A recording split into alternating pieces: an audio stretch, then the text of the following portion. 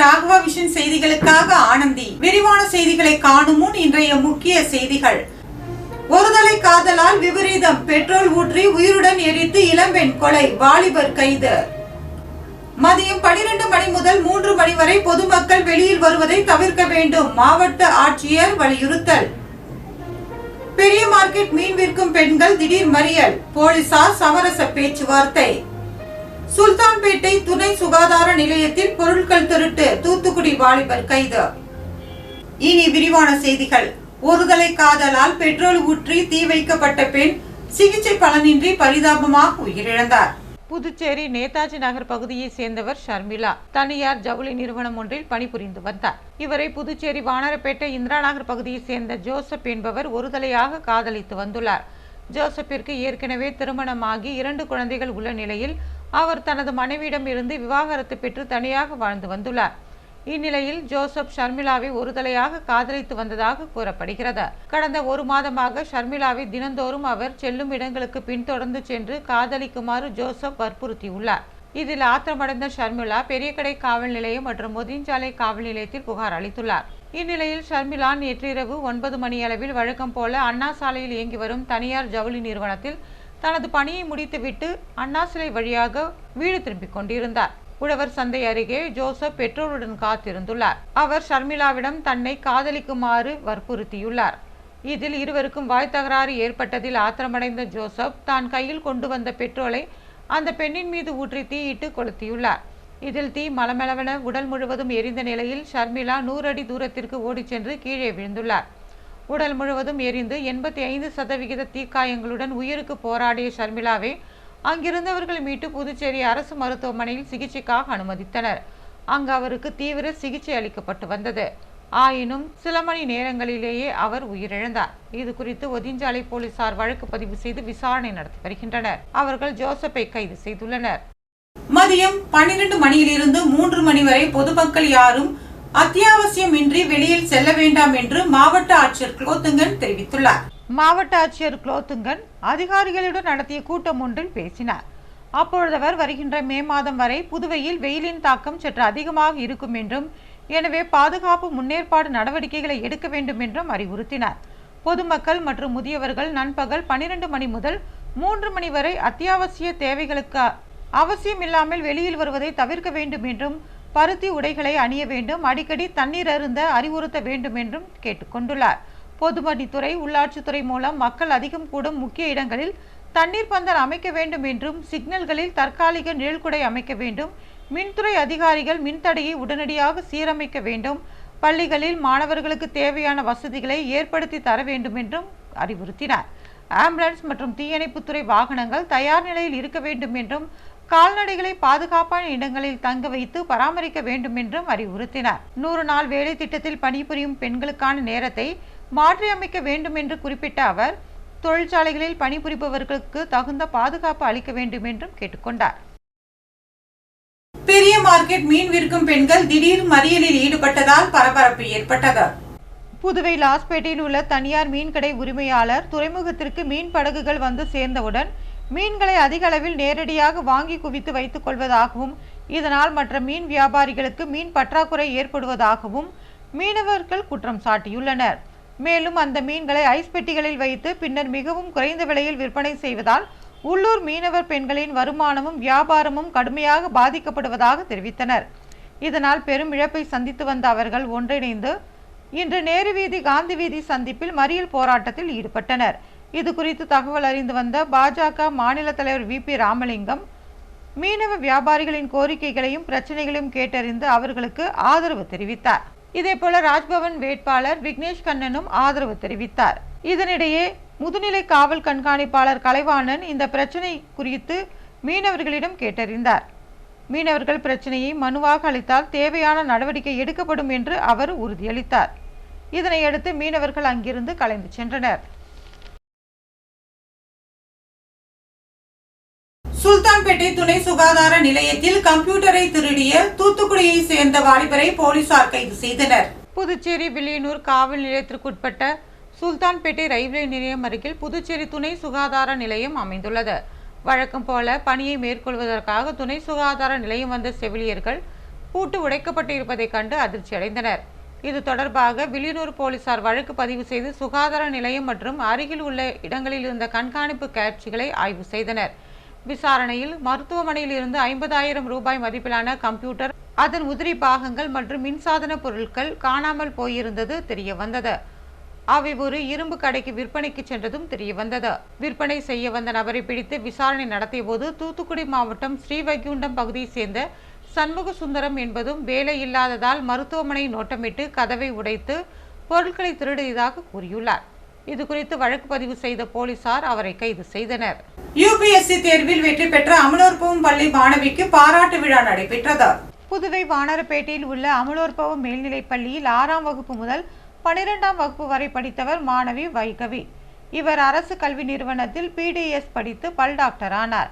UPSC தேர்வில் தேர்ச்சி பெற மாணவி வைகவி கடினமாக படித்து வந்தார். அவரது அர்ப்பணிப்பு, விடாமுயற்சியால் சிவில் சர்வீஸ் தேர்வில் 973 மதிப்பெண்கள் பெற்று அகில இந்திய அளவில் 306வது இடத்தை பெற்றார். மாணவிக்கு பாராட்டு விழா அமலோற்பவம் பள்ளியில் நடைபெற்றது. பள்ளி முதல்வர் லூதுசாமி வைகவிக்கு 8 கிராம் தங்க நாணயம் வழங்கி கௌரவித்தார். இந்த விழாவில் ஏராளமானோர் கலந்து கொண்டனர்.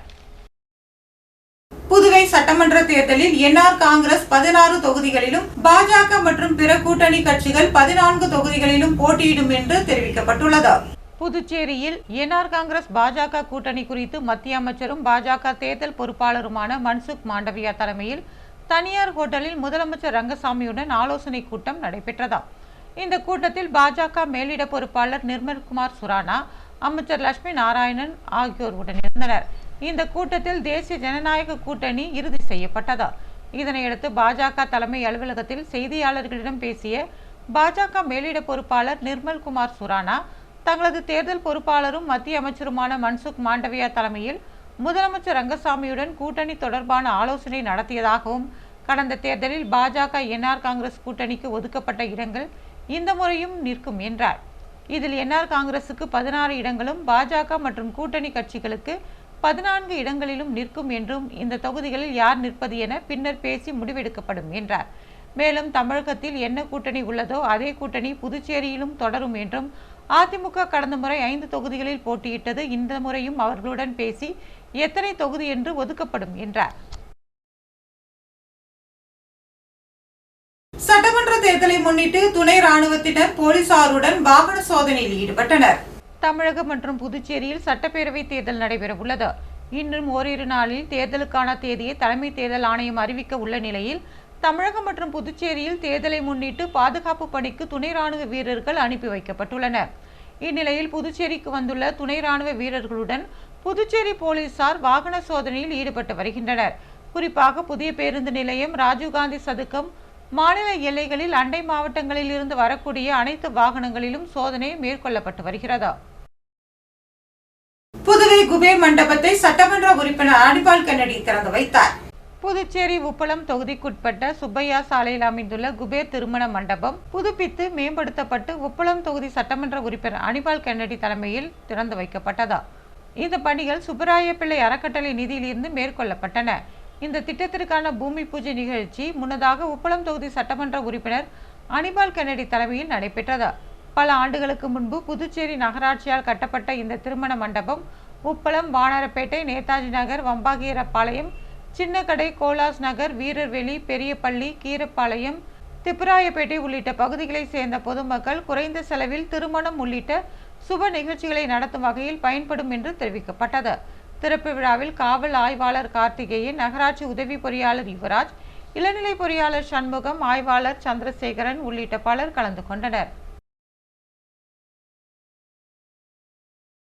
ரோட்டரி கிளப் சார்பில் நடைபெற்ற மகளிர் தின விழாவில் ஏராளமானோர் கலந்து கொண்டனர். Rotary club of central Pondicherry சார்பில் புதுச்சேரி கம்பன் கலையரங்கில் சர்வதேச மகளிர் தினம் கொண்டாடப்பட்டது. இவ்விழாவில் புதுச்சேரி நகராட்சியின் துப்புரவு பணியாளர்களுக்கு இலவச சேலைகள் மற்றும் கையுறைகள் வழங்கப்பட்டது. சட்டமன்ற உறுப்பினர் அனிபால் கென்னடி மற்றும் புதுச்சேரி நகராட்சி ஆணையர் ஸ்ரீஜித் ஆகியோர் சிறப்பு விருந்தினர்களாக கலந்து கொண்டனர். Rotary club of central Pondicherry தலைவர் பிரசன்னா, செயலாளர் பாலா, முன்னாள் காவல் ஆய்வாளர் சந்திரன், ரோட்டரி கிளப் உறுப்பினர்கள் பிரேம்ராஜா, பிரதப், வேல்முருகன், மனோஜ், சங்கர் உள்ளிட்ட பலர் இதில் கலந்து கொண்டனர்.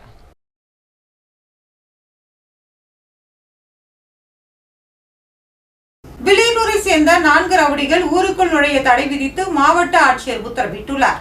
புதுச்சேரியில் நடைபெறவுள்ள சட்டமன்ற தேர்தலை மிகவும் பாதுகாப்பாக நடத்துவதற்கு மாவட்ட ஆட்சியர் மற்றும் தேர்தல் துறை அதிகாரிகள், காவல்துறை தலைமை அதிகாரிகள் வழிகாட்டுதலின்படி பல்வேறு நடவடிக்கைகள் மேற்கொள்ளப்பட்டு வருகிறது.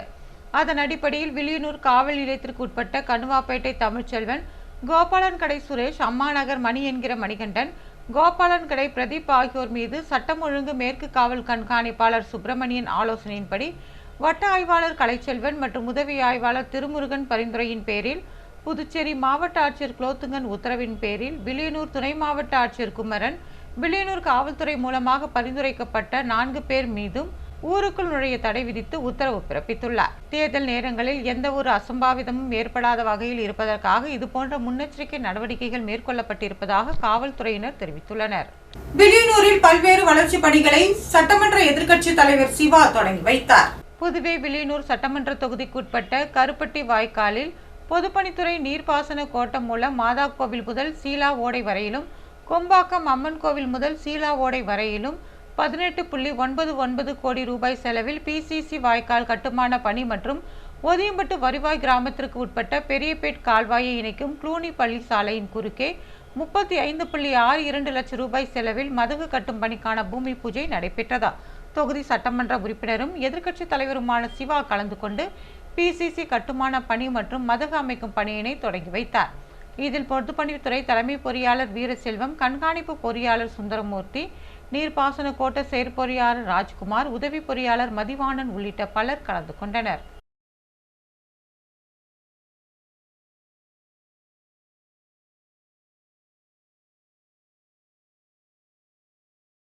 புதுவை கதிர்காமம் தொகுதி மக்களுக்கு எலக்ட்ரிக் ஸ்டவ்வினை சட்டமன்ற உறுப்பினர் KSP ரமேஷ் வழங்கினார்.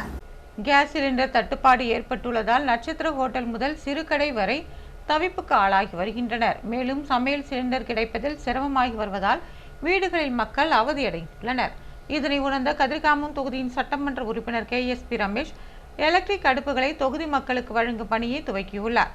மொத்தமுள்ள 12,000 வீடுகளுக்கு வழங்க திட்டமிட்டு வீட்டிற்கு ஒரு அடுப்பு என்று கணக்கிட்டு கடந்த 2 நாட்களில் 9,000 வீடுகளுக்கு அளித்துள்ளார். தேர்தல் தேதி விரைவில் அறிவிக்கப்பட இருப்பதால் ஓரிரு நாட்களில் மீதமுள்ள வீடுகளுக்கும் அவர் வழங்க உள்ளார். உழவர்கரை தொகுதியில் உள்ள கோவில்களுக்கு பாஜக மாநில துணைத் தலைவர் சரவணன் நன்கொடை வழங்கினார். உழவர்கரை தொகுதியை சேர்ந்த மேரி உழவர்கரையில் அமைந்துள்ள அருள்மிகு மீனாட்சி சுந்தரேஸ்வரர் ஆலயத்தில் நடைபெறு வரும் திருப்பணிகளுக்காக 1 லட்சம் ரூபாயை உழவர்கரை தொகுதியில் உள்ள பாஜக மாநில துணைத் தலைவர் சரவணன் நன்கொடையாக வழங்கினார். தொடர்ந்து பாவான நகரில் உள்ள அருள்மிகு ஜலகண்ட மாரியம்மன் ஆலய வளாகத்தில் அமைக்கப்பட உள்ள அருள்மிகு ஈஸ்வரன் சன்னதிக்கான திருப்பணி பணிகளுக்கு 50,000 ரூபாய் வழங்கினார். ஜவஹர் நகரில் அமைந்துள்ள நல்லாண்ட முத்து மாரியம்மன் ஆலயத்தில் திருமண மண்டப கட்டுமான பணிகளுக்கு 50,000 ரூபாயும் அவர் வழங்கினார். இந்த நன்கொடைகளை ஆலய நிர்வாகத்தினர், ஊர் பொதுமக்கள், பெரியவர்கள், கட்சி நிர்வாகிகள் மற்றும் தொண்டர்கள் முன்னிலையில் சரவணன் வழங்கினார். ஆலயங்களின் வளர்ச்சி மற்றும் திருப்பணிகளில் சிறப்பாக நடைபெற வேண்டும் என்ற நோக்கில் இந்த நன்கொடை வழங்கப்பட்டதாக அவர் கூறினார்.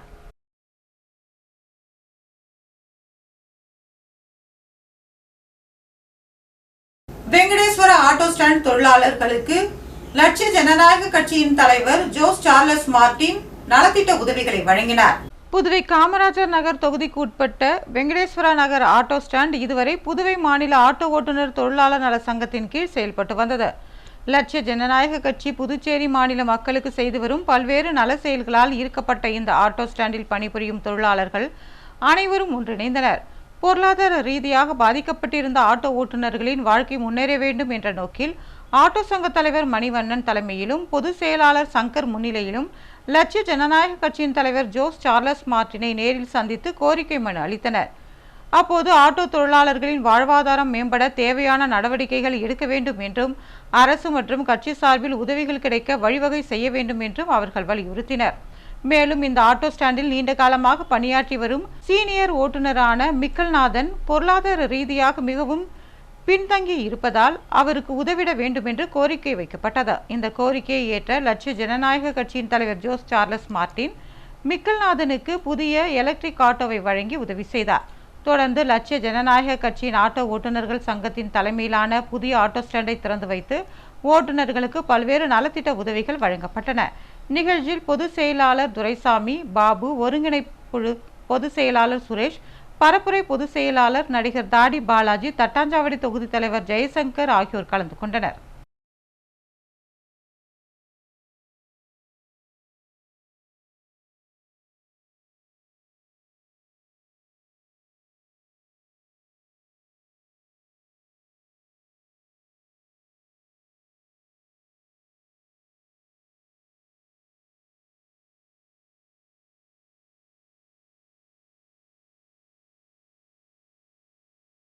காமராஜர் தொகுதி தையர் கலைஞர்களுக்கு லட்சிய ஜனநாயக கட்சியின் தலைவர் ஜோஸ் சார்லஸ் மார்டின் நலத்திட்ட உதவிகளை வழங்கினார். புதுச்சேரியில் பல்வேறு பகுதிகளைச் சேர்ந்த 15க்கும் மேற்பட்ட தையல் கலைஞர்களுக்கு லட்சிய ஜனநாயக கட்சி சார்பில் தையல் இயந்திரங்கள் மற்றும் மிக்சர் கிரைண்டர்கள் வழங்கப்பட்டன. இந்த உதவிப் பொருட்களை கட்சி நிறுவன தலைவர் ஜோஸ் சார்லஸ் மார்டின் வழங்கினார். காமராஜர் நகர் தொகுதியில் உள்ள லட்சிய ஜனநாயக கட்சி அலுவலகத்தில் நடைபெற்ற இந்நிகழ்ச்சியில் பொதுச் செயலாளர்கள் துரைசாமி, சுரேஷ், பிரபாகரன், பாபு ஆகியோர் கலந்து கொண்டனர். பரப்புரை பொதுச் செயலாளர் நடிகர் தாடி பாலாஜி, மண்டல பொதுச் செயலாளர்கள் ராபர்ட் ஜேசுதாஸ், முனைவர் கண்ணபிரான் மற்றும் நிர்வாகிகள் மதன், ஜெய்சங்கர், மோகன் உள்ளிட்டோர் கலந்து கொண்டனர். இந்த உதவி திட்டம் பொருளாதார ரீதியாக பின்தங்கிய தையல் தொழிலாளர்களின் வாழ்க்கை தரத்தை மேம்படுத்தும் நோக்கில் வழங்கப்பட்டதாக கட்சி நிர்வாகிகள் தெரிவித்தனர்.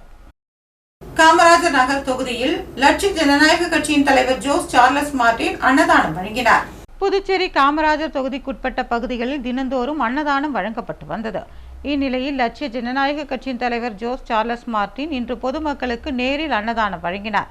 அப்போது பேசிய அவர், தேர்தல் நடத்தை விதிமுறைகளுக்கு உட்பட்டு தற்காலிகமாக இந்த உணவு வழங்கும் திட்டம் நிறுத்தப்படுவதாகவும், தேர்தல் முடிந்தவுடன் அம்மா திட்டம் போன்ற முறையில் புதுச்சேரி முழுவதும் இந்த அன்னதான திட்டம் விரிவுபடுத்தப்பட்டு மீண்டும் தொடங்கப்படும் என்றும் தெரிவித்தார்.